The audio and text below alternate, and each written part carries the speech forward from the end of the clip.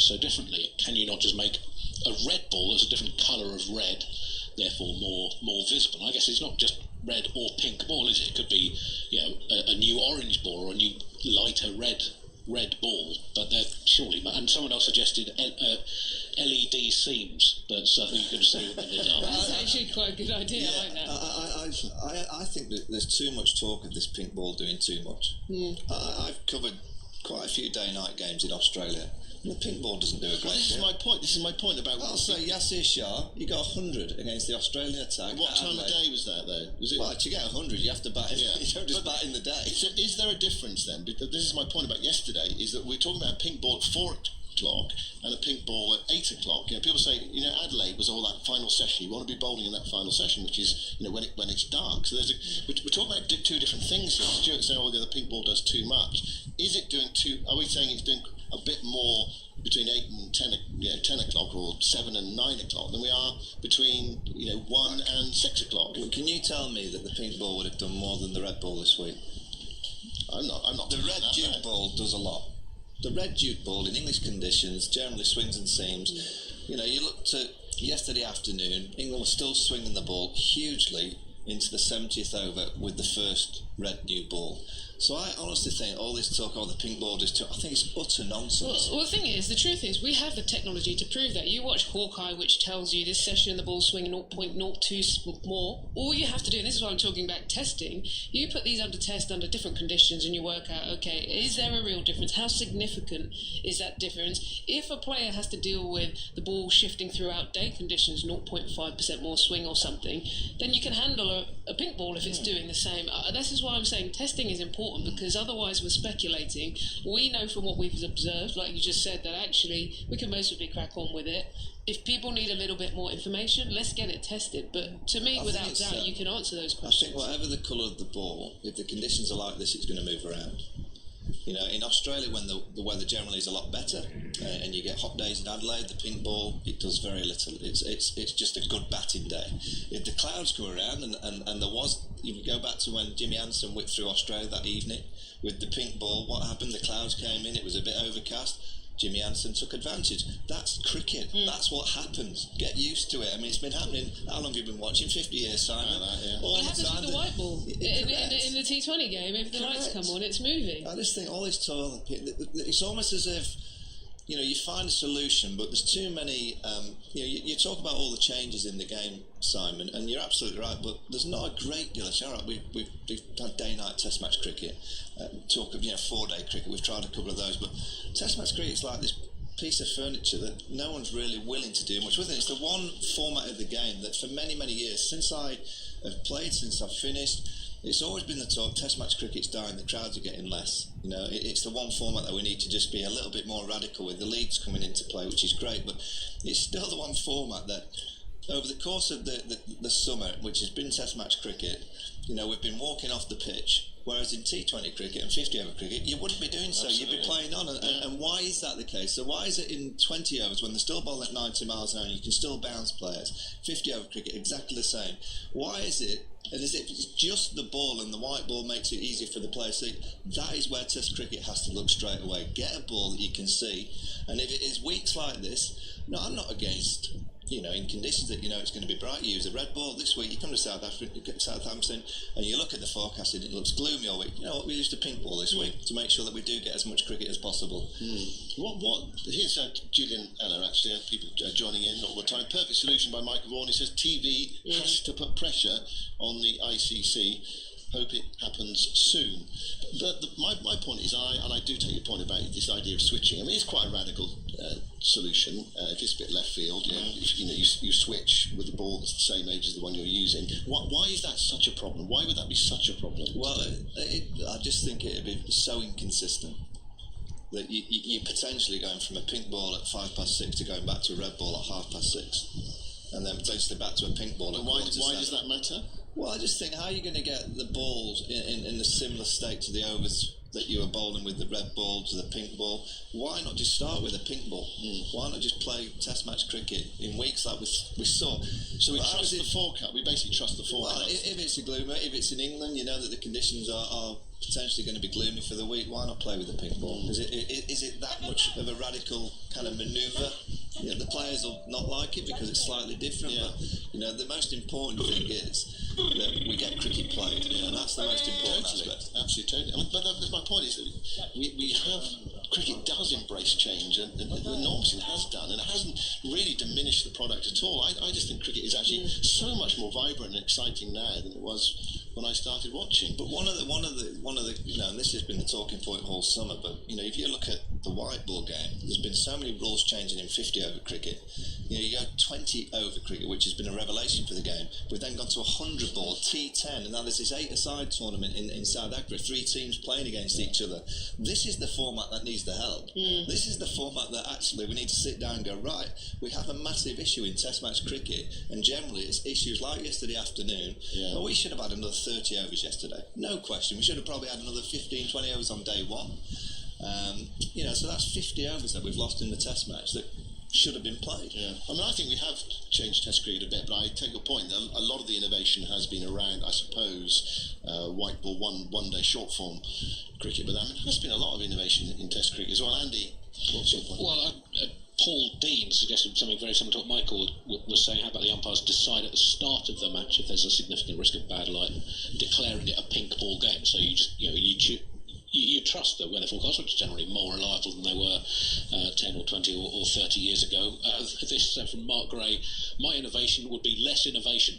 Leave the innovating to players. And the best thing about the game is its resistance to change. And you think cricket's always innovating. I mean, it took a while to jump into the innovation phase, and because it was not until the 1960s we've talked about this before, haven't we? Finally got round to trying one-day cricket. That had been played in club cricket for forever in cricket. But it took almost 100 years of professional cricket. But once the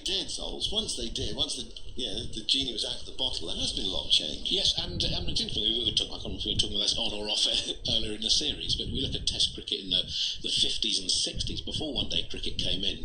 The 50s was an incredibly slow-scoring decade. Only the West Indies scored anywhere near sort of 2.7 and over or more over the course of that decade.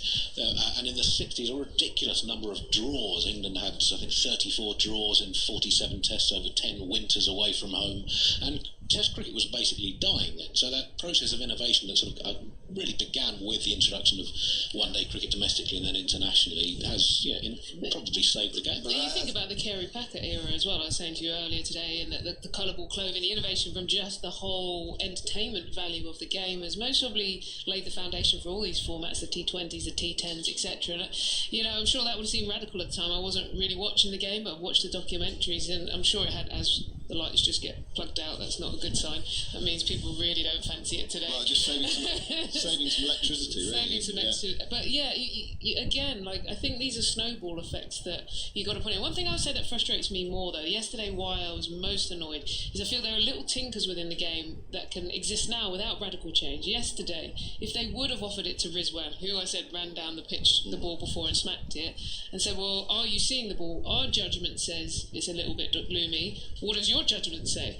I think he would have, at that stage, when he maybe was seeing it all right, would have continued. He might have done. He might not have done. I remember the time when they did used to offer, there was that inconsistency where you'd offer it to the batting side, and if it favoured them, they'd go off, and if it didn't, they were chasing runs through declaration, they'd play on in the dark. So that's why they went to the umpire bench and say they can decide, because it became too inconsistent. I can see, but my point to you is, if I'm an umpire and I'm either saying X, but I've just watched a player run down and hit one of the faster bowlers. Totally, you're kind of, there's something off, right? Yeah. There's something very off. Also, Michael brought up about danger to the players. I mean, Steve Smith, with the nastiest injury we saw last summer, happened in the middle of the afternoon on a very bright day at Lord's. Yeah, but also, again, that's an assessment of the game situation. If there was that spell in Australia in the last Ashes, I can't remember which of the Aussies was peppering Jake Ball, and it was nasty, and it was bright and blue sky day, and it was a fast bowler intimidating a tail ender. You know, those are the kind of things in bright blue sky days that the umpires need to step in and go, whoa, this is a bit out of order. I actually think, from a playing perspective, if you knew that you were going to be playing, it's better for you mentally. Because when the clouds come around and you're looking around mentally as a player, at this stage, with the game being played as it is, you kind of switch off a bit because you know you're going to be going off. If you knew, and it'd take a while for the players to get used to it, if you knew you were just playing all the time, you just get used to that mentality of knowing that you're just going to have to cope with it. And every now and again, you know what, you get unlucky with conditions. It's the game of test match cricket. You have to cope with it. Well, don't you think it's interesting? And I'll throw this to everyone who plays club cricket. Early days of club cricket, before I started moving up, I knew nothing about sight screens. We had no sight screens in some of my early club days, and you just got on with it. And then all of a sudden, you move up and you start to understand the impact of sight. And you would have just played on. You then see the impact of sight screens, and then I became a bit more divish. Oh, sorry, sight screens got to be here. And you moved into that. I think the more and more you get offered, and the more and more opportunities you have as a player, the more you take advantage. And I think actually, if you told the players that these are the situations, a bit like you've just said, and they will adjust. You will adjust. We do adjust. We're very good as humans. Our eyesight seems to adjust. Our mindset seems to adjust. And I think if our focus was more objective is to get the game on, we would adjust everything else. I just think I do know that, you know, umpires and officials are slightly concerned. You know that, you know, say a player gets badly hurt and the legalities come in and that player suddenly sues for the conditions that they were playing in. So, you know, you've got to be careful in that situation. Club cricketers, they play in everything. I watched a game Tuesday night a few weeks ago at Toff Cricket Club. Trees all the way around the ground. They were playing at 9:15. It was pitch black. The pink ball was in play.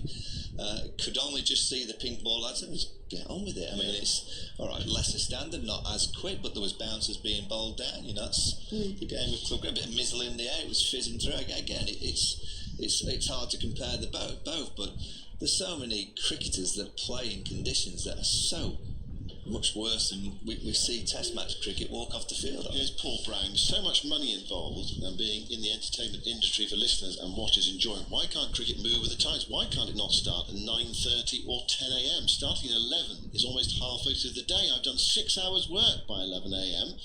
If you have a break in play for bad light or weather for 2-3 hours, why can you not turn on the lights and play until 9 or 10 o'clock? Cricket really needs to get in touch with life in 2020.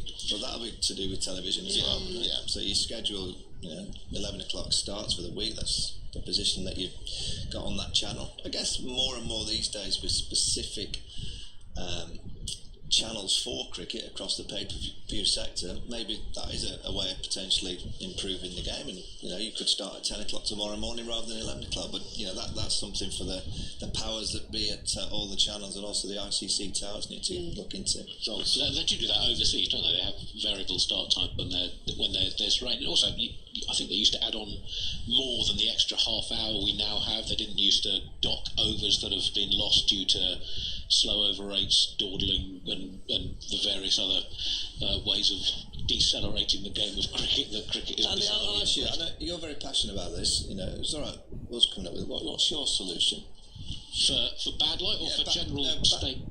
Slowness of play. Let's start with bad light. Well, bad light. I think they need to do just experiment until they've got a ball that works better in slightly, because it's not bad light we're talking about. It's slightly less than optimal light. So maybe we should rechristen it as that. But a better ball, clearly, maybe better floodlighting where possible. In terms of the general pace of play, I know over rates is something that slightly divides cricket fans, and some people get really annoyed by it, other people aren't so fussed about it. I can't see any sport that benefits from unnecessary dawdling. I'd raise the expected over rate from 15 overs per hour to 17 overs per hour, because currently they aim for 15 and they sort of accept 13. I would ban, if teams fall below it, I'd ban the captain for the next game every time, rather than it sort of building up over time. You need a system that means that teams, not like the hit the ball twice rule, that doesn't. It's a preventative rule, so teams will just get used to playing at a different pace. Even you could have it within the game. Every hour you've got to bowl 15 overs in an hour. You can stop you have the fourth umpire who does nothing apart from make tea and occasionally shuffle out with a light meter. Fourth umpire on the clock. Fourth umpire is the timekeeping umpire, and you can stop for injuries, for referrals, for drink-stroke advertising breaks. But if you don't bowl your 15 overs an hour, you lose a fielder for the next hour, and you will see teams that lose a fielder. And it's not a question of going back to. It's not a question of going back to 23 overs an hour like they had in the 1920s. It was up to 20 overs an hour still in the 50s and 60s, and there's different reasons why that's slowed down. And particularly with DRS now and concussion checks, there's more need to make sure that the pace of play when it's happening is faster. So rather than saying, it's just there's more breaks in the game, I say, well, yes, there are more breaks. They're going to stay because of, I don't think people want to go back on concussion checks or DRS referrals. So you've got to make the pace of play when it's happening a little bit quicker. And it's not sort of rushing back to the times of black and white films and everyone walk really quickly down the streets. I don't know if that's due to the nature of the film or people more afraid of the prospect of death. We just don't know. Just quick walkers back then. On the subject of walking, any umpire that walks below a certain speed should get an electric shock. There is no form of human movement slower than umpires in bad weather at cricket. Andy, I think you need to be on a nice Eastern panel. Well, I think so. And I like the idea of the fielder being thrown off for an hour. I would have stuck my hand up and said, I would be that fielder. Please, I as a captain would have gone slow to get myself off the field for an hour. I'll tell you what I'd actually enjoy though with your theory is, how you might see a time clock just before the start of the game, 5-4 for a countdown, players going on, or someone could be timed out. I'd actually enjoy during a test match watching the clock on a big screen and saying, hold on, they're getting a little bit tight here. That could actually bring in another dynamic. And in American sports, they have very strict time clocks, and it's just players just become used to it. It becomes part of the game, where it's the shot clock in basketball, the play clock in American football. They brought one in baseball. I think there's various, they've sort of tried, because they were aware that game was getting too slow and it was losing popularity because of this sense of dawdle. Do you know why your system has a little bit of legs? Because I know exactly how all these kind of boards around the globe will be looking at any kind of ideas. And because you're thinking about a clock and a kind of visual, there's a sponsorship opportunity. I can see it. Yeah. The big clock, it'll have a big logo, and you've got to have a little bit of credit underneath. Yeah. But it'll be a big you want logo. a 5% fee there, I think. Yeah, you've given the game something there, Zolt. Richard and Henry says, I grew up being a big fan of the red ball and whites, especially for the old county one-day cups. Test cricket is the last remaining pure form of the game, drawing back from its roots that cricket has played in whites with a red ball. I don't want it to change. It's the highest standard of the game, and it's there to test the endurance of each player. That includes endurance of seeing the ball.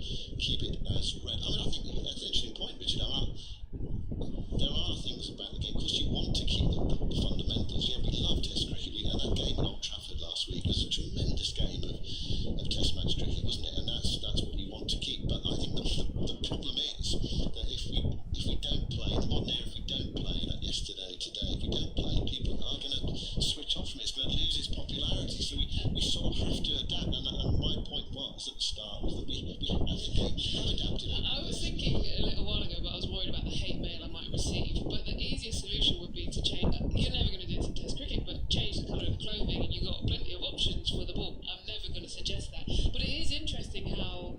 But why the colour change of clothing going to help? No, but I'm saying you can then use white ball all day, or you've just got options. You've got options. But I'm saying I'm never going to say things like I've said it. But I mean, you're going to receive hate mail. But my point is, when you think, I love innovation. One of my friends works in the digital space. He's quite global, and he's like, the way they go about innovating is they sit in a room and every idea is considered. Every idea to start with is considered.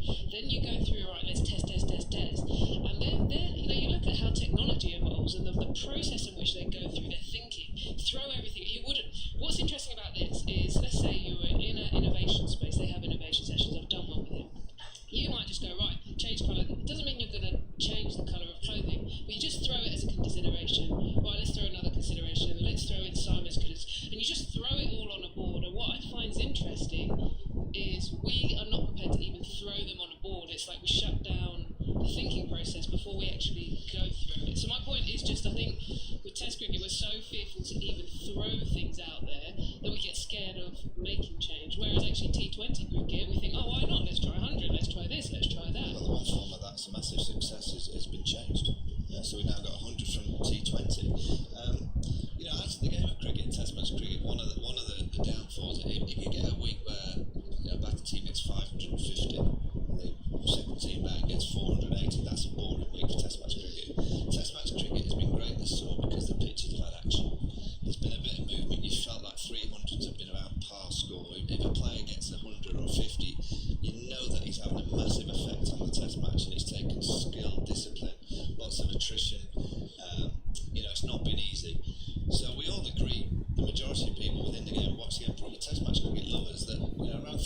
par score, fantastic for the game, because you always feel it's on a knife edge.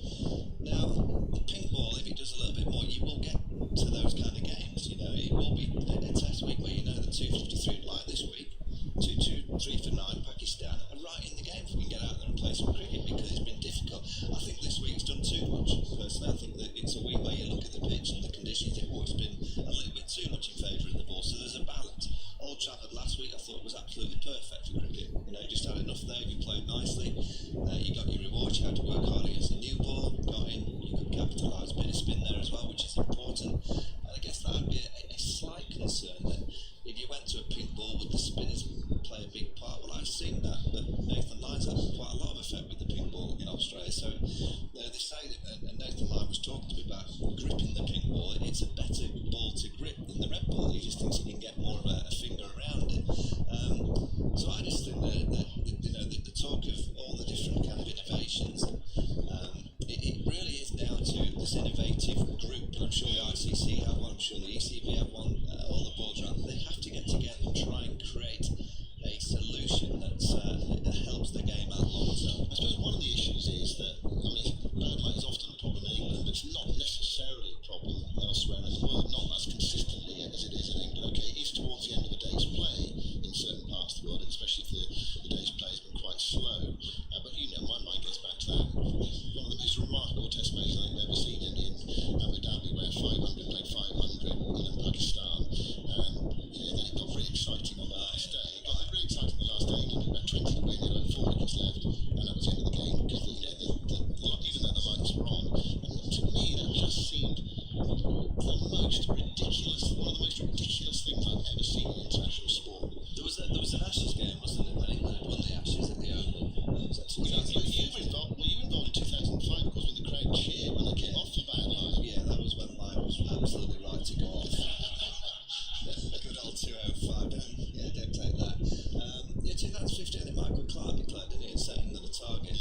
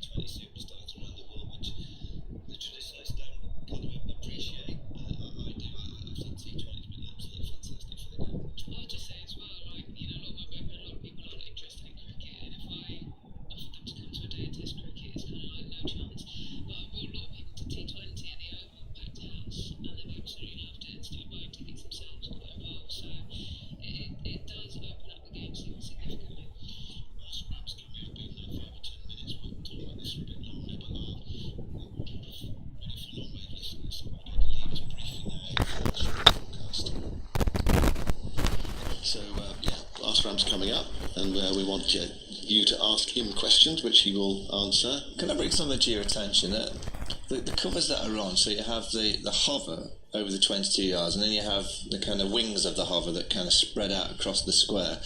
The run-up covers don't cover that much, do they? They don't quite cover the full run-ups. No, they're just kind of patches. They missed a bit. It's like the old Sunday League run-ups or spinners run-ups.